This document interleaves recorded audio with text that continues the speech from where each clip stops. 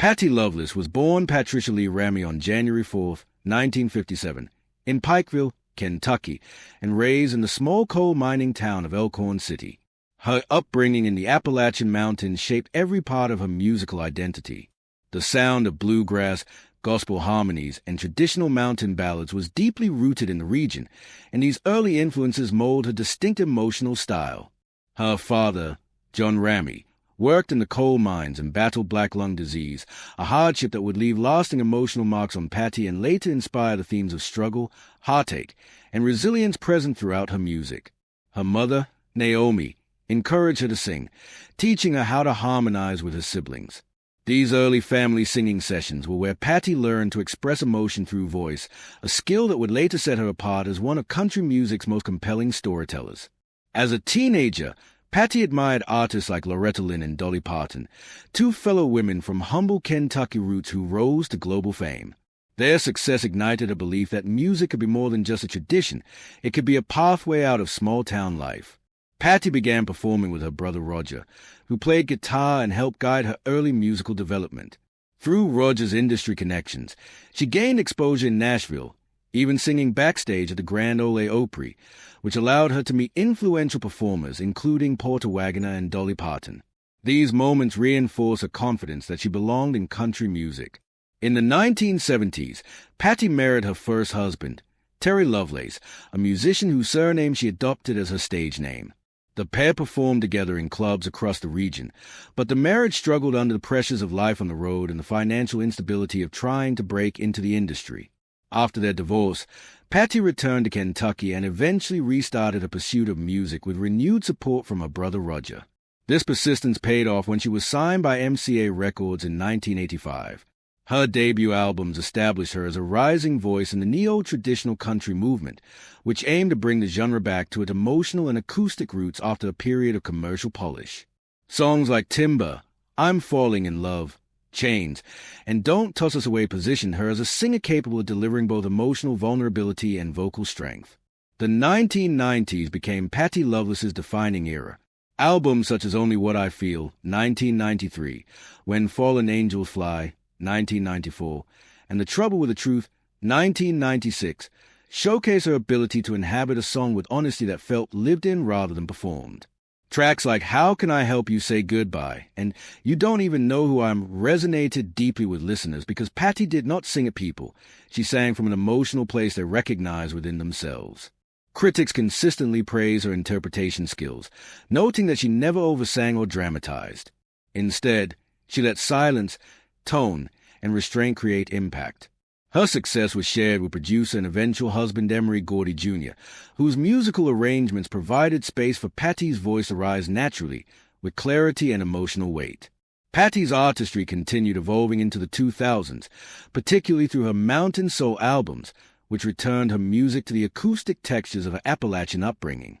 These recordings blended bluegrass instruments with the storytelling essence of classic country. They affirmed her role as one of the most authentic voices preserving the deep musical heritage of Kentucky. She did not chase trends, crossover hits, or commercial reinvention. She stayed rooted in truth. This choice earned her deep respect among fellow musicians. Among those who admired her most was Vince Gill. Their musical connection formed naturally, grounded in shared emotional understanding. Vince once described Patty as having the heart of the mountains in her voice, a sentiment echoed repeatedly by those who experienced their duets or saw them perform live. Their blend was organic and pure, never staged, never forced. It was a musical pairing built on deep emotional intuitiveness. By the late 2010s and early 2020s, Patty largely stepped back from public life, choosing peace, family, and reflection over constant touring.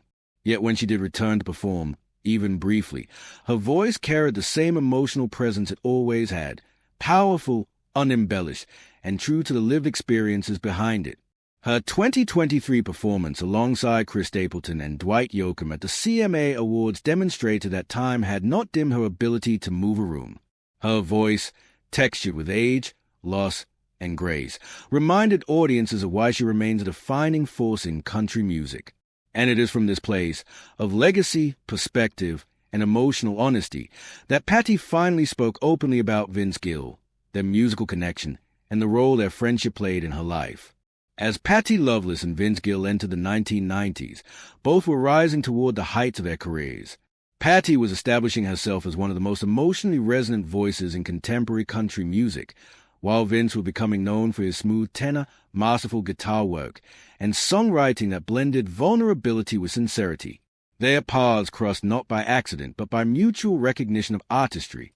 When the two first collaborated, they immediately sensed that their voices shared a natural harmony, one that did not need rehearsal, arrangement, or explanation. It was as if they understood the emotional pulse of each song in the same way. Their earliest collaborations quickly drew attention. Duets like My Kind of Woman, My Kind of Man showcased how their tones blended in a way that felt effortless and deeply felt. The performance didn't sound like two artists sharing a microphone. It sounded like a single emotional story told through two voices. According to Patti, this connection was not something that could be manufactured. She said that singing with Vince felt natural, honest, and unforced, something that came from genuine musical understanding rather than showmanship. Patti described Vince as someone who not only sings, but listens. During studio sessions, he would pay attention with care, closing his eyes and absorbing every nuance of vocal tone and phrasing. When she doubted herself, Vince would gently offer direction that always returned her to the heart of the song. He would tell her, "Don't overthink it, just tell the story." That guidance resonated deeply with Patti because storytelling is a core of her musical identity. Vince's support didn't come from ego, it came from understanding. As their careers continued, so did their friendship. The country music industry can be competitive, and success often brings pressures that strain personal relationships. But Patti said that Vince remained steady through all of it. He did not disappear when things were difficult. He checked in. He asked questions. He cared. The quiet loyalty he offered became especially important during moments when Patti struggled with confidence or direction. She described him as someone whose presence reminded her why she loved music to begin with. Their bond deepened further during times of personal hardship.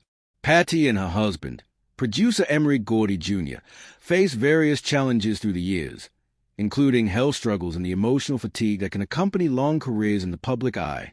Patti explained that Vince was one of the few people who consistently showed up, not with grand gestures, but with quiet support. He called to check in. He listened without judgment. He showed compassion when it mattered most. "He's one of those rare souls who gives without expecting anything back," Patti said.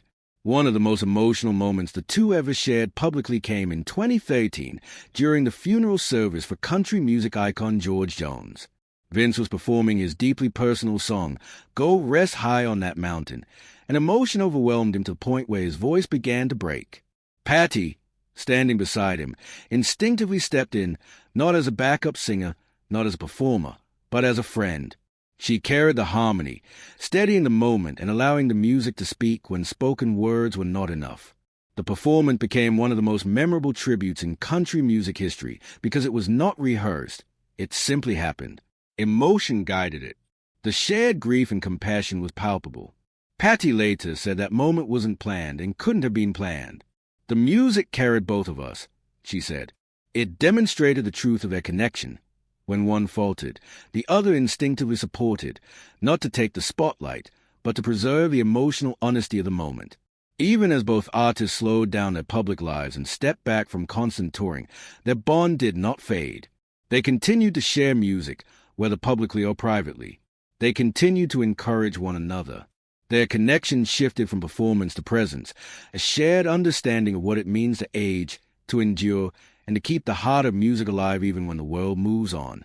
Patti expressed that Vince is not just someone she worked with, he is someone who helped shape her sense of artistic truth. He reminded her that music is not about spotlight, competition, or fame. It is about connection. And connection, once real, does not fade. Their friendship became one of the most meaningful relationships of her life, rooted in trust, shared experience, and emotional honesty, the same qualities that define the greatest country music ever made. As Patti Loveless reached the later chapters of her career, time allowed her to look back on the relationships that shaped not only her music, but her life. Vince Gill remained one of the few figures whose presence continued to matter long after the touring schedule slowed, and the spotlight shifted to newer generations of artists. When Patty finally spoke openly about her bond with Vince, her words were not dramatic or sensational. Instead, they reflected gratitude, the kind that comes from having walked through decades of change, hardship, and healing with someone who offered steady support. Patty explained that Vince represented something rare in the music industry, a constant. In a world where fame rises and falls quickly, where careers shift, and where public attention moves on, Vince was one of the few who remained grounded. He did not define people by their chart position or career momentum. He valued sincerity, emotional connection, and the shared human experience that music expresses. For Patty, this was not only comforting, it was life-giving. There were years where she felt unsure of her direction or anxious about stepping back from the public eye. Yet Vince reminded her that her legacy was not measured by awards or radio play, but by the emotional truth she carried in her voice. Over time, their connection deepened into something that Patty described as family by bond, not blood. Vince and his wife, singer Amy Grant, became part of Patty and Emery Gordy Jr.'s inner circle, the kind of friends who remained present during quiet years, not just during professional successes. Patty noted that the friendship endured because it was rooted in respect, understanding, and shared values rather than publicity or performance. They did not need to be seen together to prove their closeness. They simply were. Patty's husband, Emery Gordy Jr., played a significant role in shaping this enduring circle of trust. As Patty's producer and creative partner, Emery shared her artistic journey and understood the demands of the industry as deeply as she did. Vince respected Emery just as much as he respected Patty, which allowed the bond to remain balanced and sincere. This mutual awareness eliminated any possibility of misunderstanding or speculation. Patty emphasized that their connection always remained within the boundaries of deep friendship and artistic kinship, a truth grounded in mutual admiration rather than anything romantic or sensational. In reflecting on their decades of collaboration, Patty said that what made Vince special was his ability to understand the emotional weight behind a song. He did not simply sing melodies, he delivered stories. He recognized when grief needed room, when joy needed lift, when memory needed stillness. Patty recognized in Vince a similar reverence for the internal life of a lyric, something that only artists shaped by hardship typically carry. Both had walked through loss. Both had watched careers peak and soften. Both understood the cost of longevity. Their music together became a sanctuary, a space where grief, love, and memory could breathe. The world saw this most vividly at George Jones's funeral in 2013, when Vince struggled to continue singing "Go Rest High on That Mountain," overwhelmed by emotion. Patty's voice rose beside him, steady and warm, guiding the moment into something transcendent. She did not attempt to overshadow him or fill silence with power. She simply supported him, allowing the song to carry shared sorrow. Many who witnessed the performance remember it as one of the most honest moments in modern country music, a testament to friendship enduring through loss. Years later, Patty acknowledged that she treasures that moment not because of its public impact, but because it represented what their friendship has always been. When one faltered, the other lifted. When one grieved, the other held steady. It was music as comfort, not performance, music as love. As Patty stepped away from the spotlight, choosing a quieter life with Emery, Vince continued to check in. Sometimes it was a call, sometimes a visit, sometimes simply a message at the right time. Patty explained that as life grows quieter, the value of consistent hearts becomes clearer. Fame fades. Industry attention moves on. But character remains. And Vince, she said, never changed. When Patty finally spoke about Vince Gill, her words were simple, clear, and filled with peace. She said, "His family, not because we share a stage, but because we share truth." For Patty Loveless, Vince Gill was never just a duet partner. He was a witness to her journey, a companion through seasons of doubt and resilience, and a reminder that the heart of country music has always been about connection, not charts, not fame, not applause, but the human stories carried in the voice. In speaking up at last, Patty offered her fans not gossip or revelation, but something far more meaningful. A portrait of loyalty, not a portrait of gratitude, not a portrait of friendship that endured time. And in doing so, she reminded the world why her voice and her heart remained beloved,